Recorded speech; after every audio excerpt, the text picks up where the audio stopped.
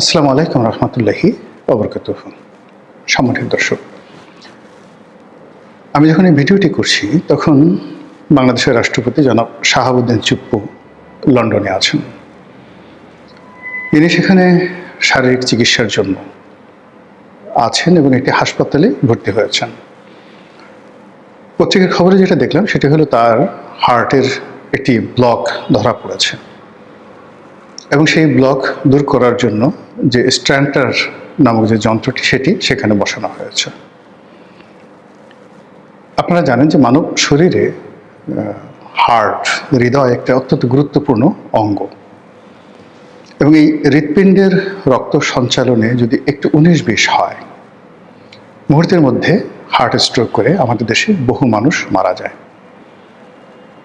তো সেক্ষেত্রে রাষ্ট্রের যিনি গুরুত্বপূর্ণ ব্যক্তি, প্রধান ব্যক্তি, তার শারীরিক অবস্থা এবং তাকে সুস্থ রাখা, তার চিকিৎসা পাওয়া, এই বিষয়গুলো আমাদের সাধারণ মানুষের মতোই একদিকে মৌলিক আর অন্যদিকে রাষ্ট্রের গুরুত্বপূর্ণ ব্যক্তি হিসেবে এটি বলতে গেলে ফরজে আইন, অপরিহার্য।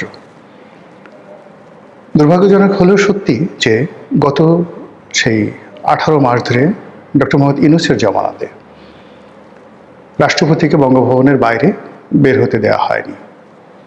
তার নিয়মিত যে স্বাস্থ্য চিকিৎসা, এই স্বাস্থ্য চিকিৎসাও মূলত বঙ্গভবনের যে ডাক্তার, সেই ডাক্তারের মাধ্যমে করা হয়েছে।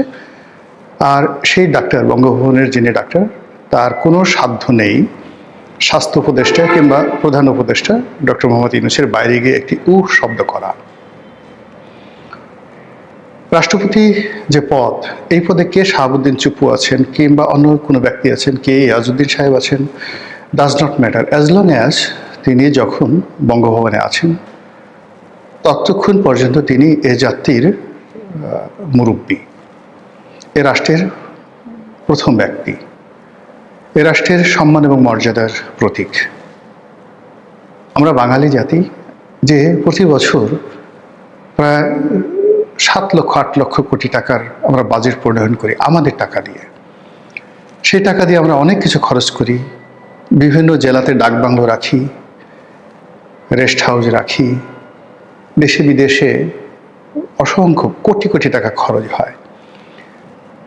পৃথিবীর যে সকল দেশে আমাদের রাষ্ট্রদূত রয়েছেন, বাংলাদেশে দেখা গেল একজন সচিব তিনি টয়োটা করোলা গাড়ি ব্যবহার করেন, কিন্তু আমেরিকাতে, চায়নাতে, ইভেন ভুটানে আমাদের যে রাষ্ট্রদূত, সেই রাষ্ট্রদূত তাদের সম্মান এবং মর্যাদা আন্তর্জাতিক মানে রাখার জন্য আমরা তাদেরকে ডলারে বেতন দেই। আমরা তাদের ব্যবহার করার জন্য মার্সিডিস, BMW সিরিজের গাড়ি দেই এবং অন্যান্য রাষ্ট্রদূতের সঙ্গে দেখা সাক্ষাৎ করার জন্য তারা যাতে 5 স্টার হোটেলে বসে মিটিং করতে পারেন, এই জন্য তাদের বাজেট বরাদ্দ থাকে। এটা রাষ্ট্রের মান মর্যাদার ব্যাপার। অনেক রাষ্ট্র খুব বড় হয়ে যায়, যেমন কানাডা, অস্ট্রেলিয়া, তারপর ধরুন জার্মানি। তাদের যিনি সরকার প্রধান, রাষ্ট্রপ্রধান, তিনি হাতে একটা ব্যাগ নিয়ে যদি রাস্তায় হাঁটেন, সাইকেলে করে যান, এটা তাদের জন্য মানে অতিরিক্ত সম্মান বয়ে নিয়ে আসে। যেভাবে আমাদের দেশের অতি ধনী যারা মানুষজন আছেন, তারা যে কেউ রিক্সায় চড়েন, সাধারণ হোটেলে খেতে যান, সাধারণ একটি জামা কাপড় পরেন, তাহলে তার সম্মান বৃদ্ধি পায়। কিন্তু নতুন ব্যবসা শুরু করেছেন, আপনার কোনো গাড়ি নেই, রিক্সায় করে আপনি একটা ব্যবসা ডিল করার জন্য আমেরিকানদের সঙ্গে বসলেন, কিংবা ধরুন আপনি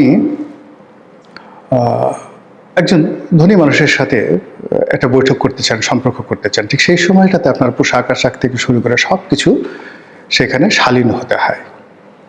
একটা সার্টেন লিমিট পর্যন্ত মানুষকে এই আভিজাত্যটা বজায় রাখতে হয় এবং এটা শো আপ করতে হয় মধ্যবিত্ত, উচ্চ মধ্যবিত্ত পর্যন্ত। আপনি যদি খুব বেশি উচ্চবিত্ত হয়ে যান, তাহলে সবাই যখন জানে যে এই লোক এই গ্রুপের মালিক, বসুন্ধরার মালিক, এই গ্রুপ ইস্পাহানি গ্রুপের মালিক, পার্টেজ গ্রুপের মালিক, বেক্সিমকো গ্রুপের মালিক, তারা একটা লুঙ্গি পরে হাঁটলেও মানুষ মনে কিছু করে না, মনে করে যে না এদের আছে অনেক। কিন্তু যে সকল মানুষের ফেজ নেই, লোকজন চিনে না, জানে না, তাকে গাড়ি বাড়ি, পোশাক আশাক দিয়ে, বডিগার্ড দিয়ে তাদেরকে শো আপ করতে হয়। তো তদ্রূপ বাংলাদেশের মতো একটা রাষ্ট্র, সেই রাষ্ট্রের যিনি প্রধানমন্ত্রী হবেন, সেই রাষ্ট্রের যিনি রাষ্ট্রপতি হবেন, সচিব হবেন, এবং বিদেশের সঙ্গে যখন তাদের কোনো বৈঠক হবে, সেখানে আমাদের দেশকে রিপ্রেজেন্ট করার জন্য আসলে ওই ধরনের শিক্ষা দীক্ষা পোশাক পরিচ্ছদ আভিজাত্য সব কিছু দরকার। আর এজন্যই কিন্তু আপনি দেখবেন যে রাষ্ট্রের যে কে পোস্টগুলো আছে, পোর্টফোলিওগুলো আছে, সেখানে যথেষ্ট যাকে বলা হয় আভিজাত্য বজায় রাখার চেষ্টা করা হয়। আপনি আইজির রুমে গিয়ে দেখেন, সেনাপ্রধানের যে রুম গিয়ে দেখেন, আপনার কাছে মনে হবে যে আমেরিকার যে সেনাপ্রধান তার চাইতে আরও বেশি জাঁকজমকপূর্ণ। কারণ হলো এটা আমাদের দেশে দরকার, আদারওয়াইজ লোকজন বিদেশে যারা আছে তারা পাত্তা দেবে না। তো সেই অর্থে আমাদের বঙ্গভবন, আমাদের গণভবনে আমরা সাজসজ্জা করি, আমাদের এখানে অনেক খরচ হয়। আমাদের রাষ্ট্রপ্রধানরা, সরকার প্রধানরা অনেক সময় বিদেশে যান চিকিৎসা করার জন্য, কিংবা চার্টার প্লেনে করে যান। এগুলো নিয়ে অনেক আলোচনা হয়, সমালোচনা হয়। আমরা শুধুমাত্র পশ্চিমা দেশের সঙ্গে তুলনা করি, কিন্তু আমরা এটা চিন্তা করি না যে বিদেশের মাটিতে বাংলাদেশের যে রাষ্ট্রপ্রধান, সরকার প্রধান, সেক্রেটারি, নাগরিক, বাংলাদেশের পাসপোর্ট, সেখানে তারা কিভাবে এগুলোকে মূল্যায়ন করে, এটা আমরা বিশ্লেষণ করি না। তো কাজেই আমি মনে করি যে আমাদের এই দেশটি একটা উন্নত পর্যায়ে না হওয়া পর্যন্ত রাষ্ট্রের যে কে পোস্টগুলো আছে সেখানে এই আভিজাত্যগুলো দরকার রয়েছে। এগুলো যাতে আরও শানিত হয়, এদের মান মর্যাদা আরও যাতে বাড়ে, এই জন্য এই পদগুলোতে রাষ্ট্রপতি, প্রধানমন্ত্রী, সেখানে ভালো লোক নিয়োগ করা উচিত, জ্ঞানী লোক নিয়োগ করা উচিত, সম্মানিত লোক নিয়োগ করা উচিত। দিস ইজ প্রথম। আর সেকেন্ডলি হলো যে এই পোর্টফোলিওগুলোতে যে সকল রাষ্ট্রীয় সুযোগ সুবিধা রয়েছে সেগুলো এনশিওর করা উচিত, এবং কোনো অবস্থাতেই জাতিগতভাবে আমরা এই সকল পদে যারা আছে তাদেরকে অপমান আমরা করব না, করতে পারি না। তো সেই দিক বিবেচনায় আমাদের বাংলাদেশে অনেক রাষ্ট্রপতি এসেছেন, কিন্তু জনাব শাহাবুদ্দিন চুপ্পুকে গত 18 মাসে অর্থাৎ ইউনূস জমানাতে যে অপমান করা হয়েছে, যে লাঞ্ছনা দেওয়া হয়েছে, যে গঞ্জনা দেওয়া হয়েছে, এটা শুধু বাংলাদেশ নয়, এমন কোনো রাষ্ট্রপতি এশিয়াতে অপমানিত হয়েছেন গত 50 বছর আমার জানা নেই, নাম্বার ওয়ান। নাম্বার টু হলো যে এই ভদ্রলোকটা একেবারে যেন তেন লোক না। তিনি একজন বীর মুক্তিযোদ্ধা, একজন অবসরপ্রাপ্ত জেলা জজ, মানে জজিয়াতে এটা যখন তিনি জজ হিসেবে দায়িত্বরত থাকবেন, এটা একজন সচিব পদমর্যাদার পদ। সেখান থেকে তিনি দুর্নীতি দমন কমিশনের কমিশনার হিসেবে দায়িত্ব পালন করেছেন। লেখাপড়া জানা এই মানুষটিকে রাষ্ট্রপতি হিসেবে নিয়োগ দিয়েছে আওয়ামী লীগ সরকার। শেখ হাসিনা ফ্যাসিস্ট, সে চলে গেছে, উচ্ছেদ হয়েছে। এছাড়া তো আপনি আর কোনো অভিযোগ তার বিরুদ্ধে নেই। এখন তাকে আপনার পছন্দ নয়, আপনি তাকে জেলে নিতে চান, তাকে পদচ্যুত করেন, তাকে জেলে নিয়ে যান, কিন্তু অ্যাজ লং অ্যাজ আপনি যতক্ষণ পর্যন্ত তাকে রেখেছেন স্বপদে, তাকে তো মর্যাদা দিতে হবে, অসম্মান করা যাবে না। কিন্তু সেই অসম্মান, অমর্যাদা শুধু তাই নয়, তাকে ওই গারদের মধ্যে, বঙ্গভবন নামক যে রাষ্ট্রপতির বাসভবন, ওটাকে রীতিমতো কারাগারে রূপান্তরিত করা হয়েছে। সেই কারাগারের মধ্যে ঢুকিয়ে যে প্রেশার দেওয়া হয়েছে, যে চাপ দেওয়া হয়েছে, যে তাপ দেওয়া হয়েছে, এতে করে এই লোকটি সেখানে হার্ট স্ট্রোক করে তিনি মারা যেতে পারতেন, এবং তার চিকিৎসা দরকার। এটা আমরা অনেক সময় ঠাট্টা করেছি, মস্কারা করেছি। ইভেন এইবারে যখন তিনি লন্ডনে যাচ্ছিলেন, অনেক মানুষ বলার চেষ্টা করছে যে কেন তার এখানে যাওয়ার দরকার, তো তিনি তো এখানে এই কাজগুলো করতে পারতেন।